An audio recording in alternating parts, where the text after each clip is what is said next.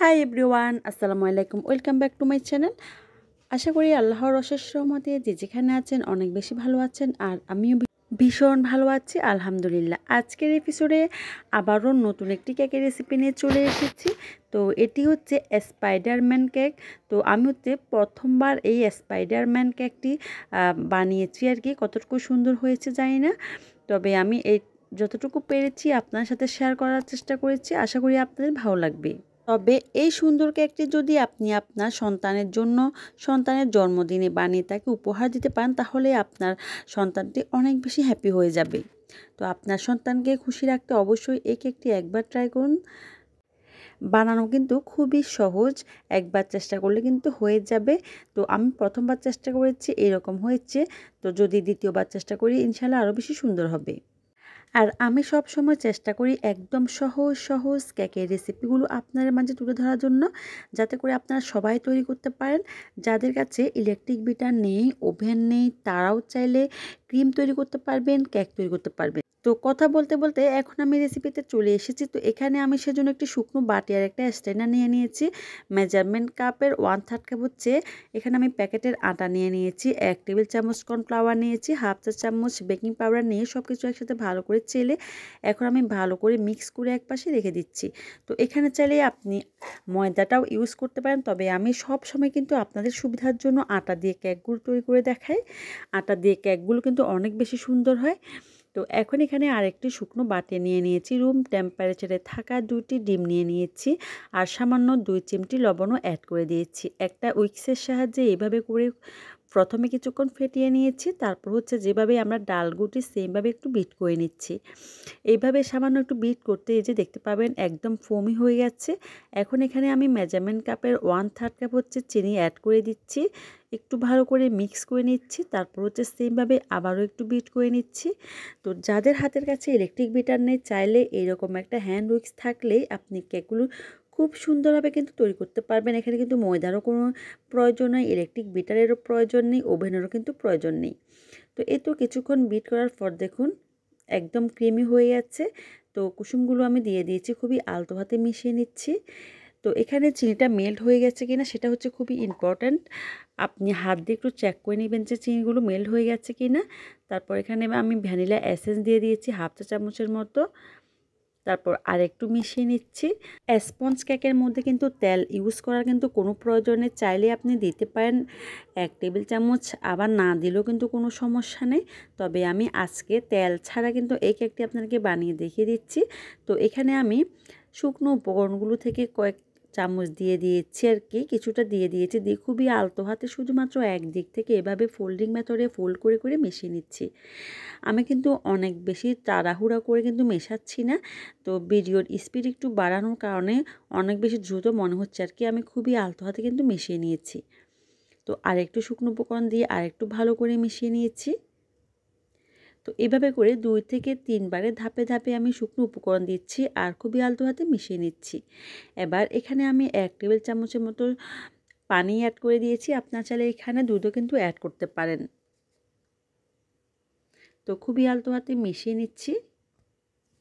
Cake তৈরি করার ক্ষেত্রে যেটা খুবই ইম্পর্ট্যান্ট সেটা হচ্ছে এই মেশানোটা। এই মেশানোটা যদি আপনি অনেক তাড়াহুড়া করে আর কি অনেক জোরে জোরে মিশিয়ে নেন, তাহলে কিন্তু এই যে ডিমের ফোমটা নষ্ট হয়ে যাবে। এতে করে কেকটা কিন্তু প্লাবি হবে না আর কি, ফুলবে না।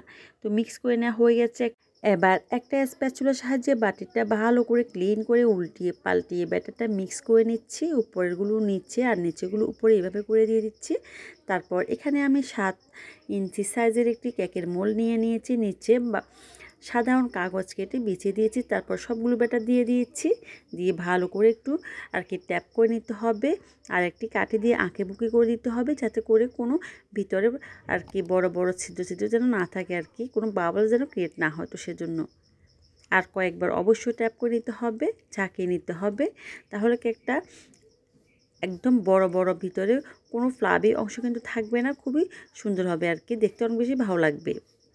কেকের ভিতরে কিন্তু অনেক বেশি বড় বড় আর কি ফাঁকা ফাঁকা থাকলে তাহলে কিন্তু দেখতে ভালো লাগে না। তো এই কেকটাকে কিন্তু আমি ওভেনে 150 ডিগ্রিতে 30 মিনিটের জন্য বেক করে নিয়েছি। বেক করার পর হচ্ছে আমি এখন মোল্ড আউট করে নিচ্ছি।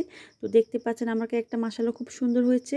তো বেক করার পরে কিন্তু একটু কিন্তু ডেবে যায়নি, চুপসে যায়নি, মাঝখান থেকে কিন্তু গর্ত হয়ে যায়নি। তো মোল্ড আউট করে নিয়েছি, খুব সহজে কিন্তু মোল্ড আউট হয়ে গেছে দেখতে পাচ্ছেন, আর খুবই সফট হয়েছে। এখন আমি 3টি স্লাইসে হচ্ছে কেটে নিচ্ছি কেকটাকে। একটা ব্রেড নাইফের সাহায্যে এভাবে ঘুরিয়ে ঘুরিয়ে চারিদিকে সমান করে প্রথমে কেটে নেবেন, তারপর হচ্ছে মাঝখানে কেটে নেবেন, তাহলে কেকের স্লাইসগুলো খুবই সুন্দর হবে। তো এটাও কেটে নিয়েছি, দেখতে পাচ্ছেন আমার কেকটা মাশাআল্লাহ খুব সুন্দর হয়েছে। তো এভাবে করে আমি 3টি স্লাইস করে কেটে নিয়েছি, দেখতে পাচ্ছেন খুবই সফট হয়েছে দেখতে। আমি একটু কাছ থেকে আপনাকে দেখানোর চেষ্টা করেছি, খুবই সুন্দর হয়েছে। এভাবে চাইলে আপনিও বানিয়ে নিতে পারেন, ইলেকট্রিক বিটার ছাড়া, ওভেন ছাড়া কেক তৈরি করতে পারেন, ময়দা ছাড়া, তেল ছাড়া। তারপর কেক ডেকোরেশনও কিন্তু আপনি করতে পারেন, ক্রিমও কিন্তু ইলেকট্রিক বিটার ছাড়া কিন্তু তৈরি করা যায়। এখন হচ্ছে কেকটাকে ডেকোরেশন করার পালা। তো এখানে আমি একটি কেকের বোর্ড নিয়ে নিয়েছি, নিচে একটু ক্রিম দিয়ে দিয়েছি যাতে করে কেকটা নাড়াচাড়া না করে আর কি। তারপর হচ্ছে একটি স্লাইস দিয়ে দিয়েছি। এখন হচ্ছে এখানে আমি সুগার সিরাপের পরিবর্তে হচ্ছে দুধ অ্যাড করে দিচ্ছি। এভাবে করে দুধ দিয়ে যদি আপনি কেকটাকে সুগার সিরাপের মতো ইউজ করেন দুধ, তাহলে এই কেকটা খেতে অনেক বেশি মজার হবে। একবার এভাবে তৈরি করে দেখতে পারেন, দেখবেন সবাই খুবই খুবই পছন্দ করবে। তারপর ক্রিম দিয়ে দিচ্ছি। তো এই ক্রিমটা হচ্ছে আমি একটু কম পরিমাণে এখানে অ্যাড করছি। তো যে যতটুকু ক্রিম পছন্দ করেন ততটুকু দিয়ে কিন্তু আপনি ডেকোরেশন করতে পারবেন, তাতে কোনো সমস্যা নেই। তবে একটু কম ক্রিম দিলে কিন্তু কেকটা খেতে কিন্তু বেশি ভালো লাগে আর কি। অনেক বেশি ক্রিম কিন্তু সবাই কিন্তু খুব পছন্দ করে না। তারপর আরেকটি কেকের স্লাইস বসিয়ে দিয়েছি। তো সেমভাবে হচ্ছে আমি এখানে দুধগুলো অ্যাড করে দিচ্ছি, তারপর ক্রিম দিয়ে দিচ্ছি। তো এইভাবে করে আমি 3টি লেয়ার কিন্তু বসিয়ে দিচ্ছি। কেকের যদি সহজ কোনো রেসিপি আপনি পেতে চান, তাহলে অবশ্যই আমার চ্যানেলটাকে সাবস্ক্রাইব করে আমার পাশে থাকবেন, লাইক এবং কমেন্ট করে আমাকে অবশ্যই অবশ্যই উৎসাহিত করবেন। আর আমার ভিডিওগুলো আপনারা একটু শেয়ার করে দিবেন, যাতে করে অনেকজন মানুষের কাছে আমার এই রেসিপিটা পৌঁছে যায়। আমার সবগুলো রেসিপি কিন্তু 100% পারফেক্ট। আপনারা যদি আমাকে একটু ট্রাস্ট করেন আর আমার রেসিপিগুলো আপনি ট্রাই করেন, তাহলে আপনারা বুঝতে পারবেন খুব সহজে কিন্তু আপনারা কেক তৈরি করতে পারবেন, ক্রিম তৈরি করতে পারবেন এবং কেক ডেকোরেশন করতে পারবেন, বিজনেস করতে পারবেন। তো ইউটিউবে কিন্তু কেউ কখনো এত সহজ রেসিপি কিন্তু আপলোড করেনি যা আপনারা আমার চ্যানেলে পেয়ে যাবেন। আমি ইলেকট্রিক বিটা ছাড়া ক্রিম তৈরি করেও দেখিয়েছি, এই শুধুমাত্র একটা হ্যান্ড উইক্স দিয়ে কেক তৈরি করেছি, ক্রিম তৈরি করেছি, আবার সেটা ডেকোরেশন করেও কিন্তু দেখিয়ে দিয়েছি। তো আপনারা যদি বিজনেস করতে চান, কোনো কিছু না থাকলে শুধুমাত্র একটা হ্যান্ড উইক্স থাকলেই আপনারা সব কিছু করতে পারবেন। তো কথা বলতে বলতে এখানে কেকের 3টি স্লাইস বসিয়ে দেওয়া হয়ে গেছে, আপনারা দেখতে পেয়েছেন। তারপর অল্প একটু ক্রিম দিয়ে ক্রাম কোটিং করে দিয়েছি। এতে করে কেকের যে ছোট ছোট গুটি গুটি অংশ, সেগুলো কিন্তু আর উপরে উঠে আসবে না, তাহলে কিন্তু ফিনিশিংটা কিন্তু খুবই সুন্দর হবে। তো এখন ক্রাম কোটিং করার পরে আপনারা চাইলে ফ্রিজে 10 মিনিট রেখে দিতে পারেন, কিন্তু আমি রাখিনি আর কি। সাথে সাথে একটু বেশি পরিমাণে ক্রিম দিয়ে কাভার করে দিচ্ছি আর ভালোভাবে একটু ফিনিশিং দিয়ে দিচ্ছি। যদি খুব সহজে আপনারা কেকের মধ্যে ফিনিশিং আনতে চান, তাহলে একটু বেশি পরিমাণে ক্রিম দিয়ে আর কি কাভার করবেন, তাহলে খুব সহজে কিন্তু ফিনিশিং চলে আসবে। তো ক্রিম বেশি করে লাগানোর পর এভাবে একটা ব্রেড নাইফের সাহায্যে এভাবে করে একটা টান দিলেই কিন্তু ফিনিশিং হয়ে যাবে আর কি, খুব সহজে কিন্তু হয়ে যাবে। আর আপনারা চাইলে যে কোনো আর কি ভিজিটিং কার্ডের সাহায্যেও কিন্তু আপনারা এই ফিনিশিংটা করতে পারেন, আমি সেটাও কিন্তু দেখিয়েছি। আমার অনেকগুলো রেসিপিতে কিন্তু আছে। কেকের মধ্যে কিভাবে 5 মিনিটে ফিনিশিং আনবেন তার উপরেও অলরেডি আমার চ্যানেলে রেসিপি দেওয়া আছে, আপনারা চাইলে দেখে নিতে পারেন। তো এভাবে করে এপাশ থেকে ওপাশে, এপাশ থেকে ওপাশে এভাবে করে বারবার টান দিলে কিন্তু খুব সহজে ফিনিশিং চলে আসবে।